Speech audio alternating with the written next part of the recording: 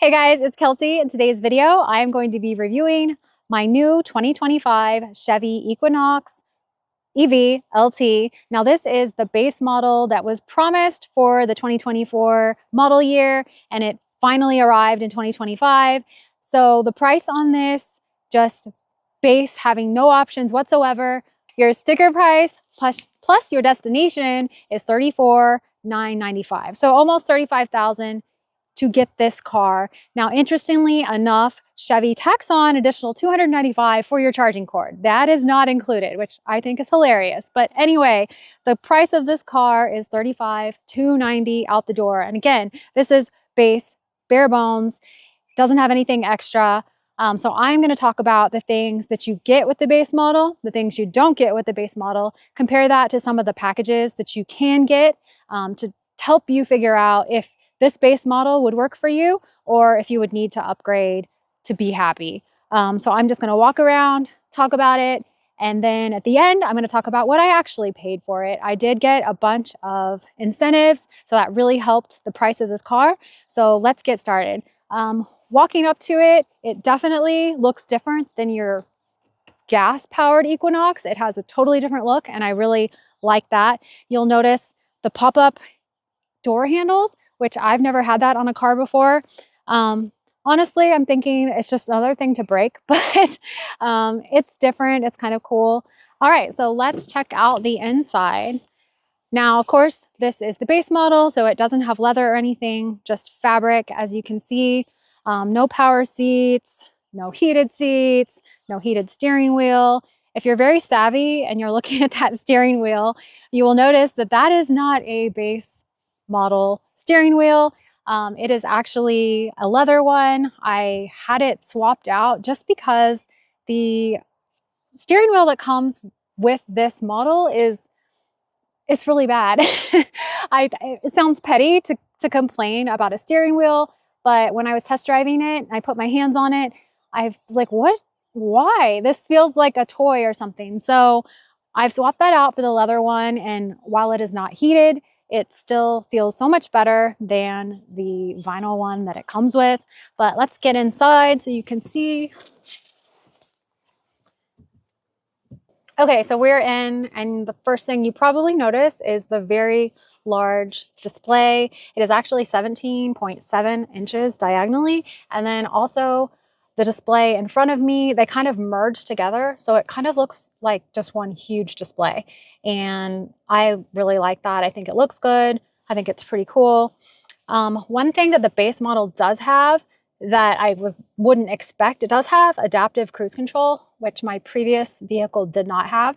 So that is a nice thing that you get with the base model. Some things that you can't see that you get with the base model is the Chevy Safety Assist, which includes auto emergency braking, forward collision alert, front pedestrian braking, following distance indicator, and lane keep assist and lane departure. So you get all of that with the base model, and again, the adaptive cruise control, which I really enjoyed. Now, I did not order this vehicle. It was just on the lot and I bought it as is. So I didn't get to make any decisions. But one of the things that I maybe would have made if I was ordering this, there is a $2,000 comfort package, which includes power driver's seat, heated front seats, which is really important to me, heated steering wheel, and a leather steering wheel. Again, I have swapped this out, but it is not heated because this car was not meant to have a heated steering wheel. So it's just nice and leather. It also has a 360-degree camera, rear pedestrian alert, and traffic sign recognition. So that is for the $2,000 comfort package.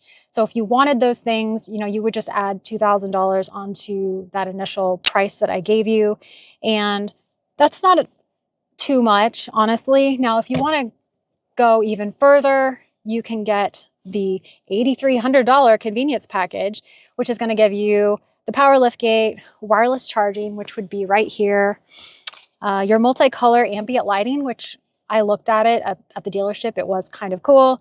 And then, of course, leather for your interior. Not real leather, but whatever they call it these days.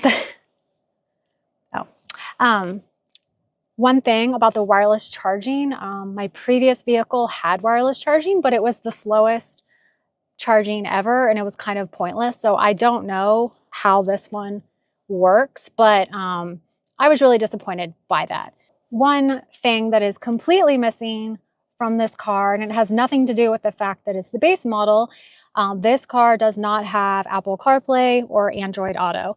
So Chevy, for whatever reason, has just completely taken that out of the new 2025 models.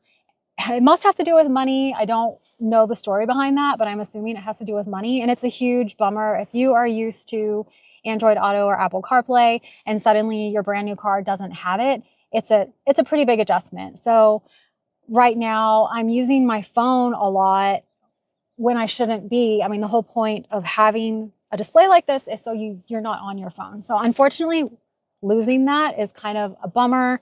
And I've found myself having to use my phone to control things, which really isn't safe and not ideal. On the subject of range, which is obviously super important when you're buying an EV, the range on this vehicle is 319. So this is actually my third EV that I've had. I had a 2022 Mini Cooper SE. The range on that was just 114. Then I had a 2023 Chevy Bolt EUV, and the range on that was 247. Again, this one is 319, so I'm getting more range, which is, again, super important if you're going to have an electric car. Luckily, I have home charging, so I'm able to charge at home. With my previous vehicles, we didn't have that at the time, so the Mini was just 114 was not working when I didn't have charging at home.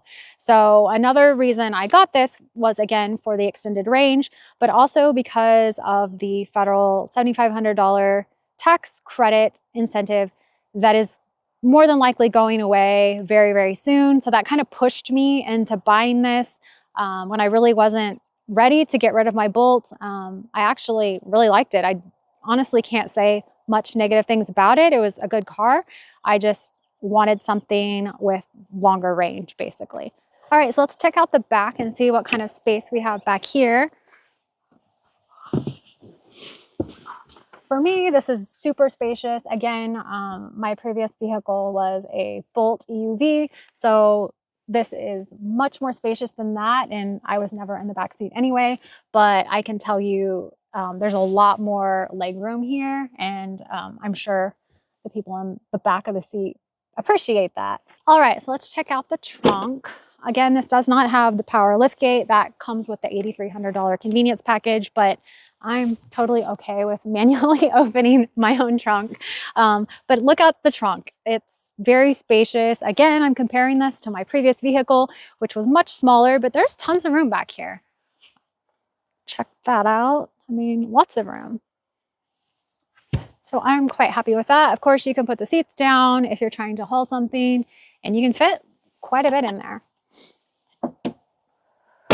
Okay, so at the beginning of the video, I mentioned I would talk about pricing, tell you exactly what I paid for this and some of the incentives that I got and you could also get, and some incentives that I didn't qualify for, but maybe you would. So again, the price on this car, which includes just your sticker price, your destination, and of course the 295 charging cord, was $35,290. I qualified for the $7,500 federal tax credit, so that came off. And then I also qualified for a $2,500 credit because I had a Chevy Bolt EUV. So if you are a current Bolt owner of a 2017 or later, you qualify for that, and that's $2,500. Now, if you don't have a Bolt, but you have any other non-GM car, you get $1,500. So there's still an opportunity there, even if you didn't have a Bolt. The other thing that I got, which not everyone is going to be able to get, my husband is a GM employee, so I was able to get $2,250 off because of that, which was awesome. So those are the incentives that I got.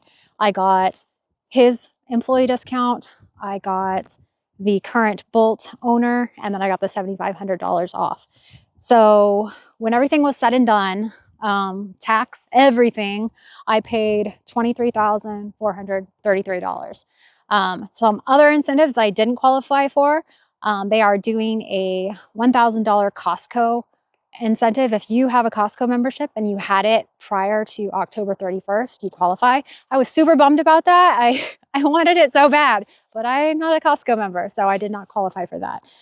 Some other incentives that I didn't qualify for, they offer $500 for military, $500 for healthcare, $500 for educators, and $500 for recent college grads. So if any of those things apply to you, you can just really add them all up and you can save quite a bit. Now, of course, as I mentioned, the $7,500 is more than likely going away very, very soon. So if you've been on the fence for a while, now would kind of be the time to do it, which is, again, why I kind of jumped. Go ahead and take advantage of that. Take advantage of any of the other incentives that I mentioned.